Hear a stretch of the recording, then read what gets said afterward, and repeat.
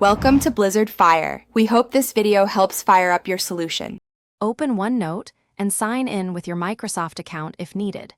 Press Ctrl+N to create a new page in the current notebook. Click any blank area to create a text container and start typing immediately. Type normally, and OneNote will auto-save your changes every few seconds.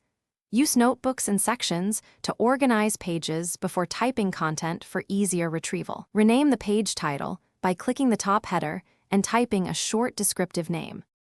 Select text and use Ctrl+B to bold words for emphasis in your notes. Use Ctrl+I for italics and Ctrl+U for underline to highlight key phrases.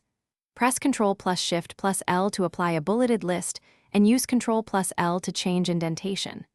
Use Ctrl+K to insert a hyperlink and then type or paste the URL.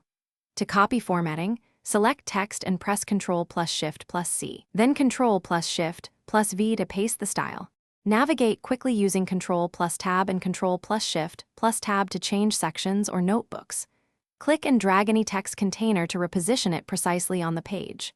To move text between pages, use Cut with Ctrl+X and Paste with Ctrl+V where needed. Pin important pages to your Start menu for faster access on Windows devices.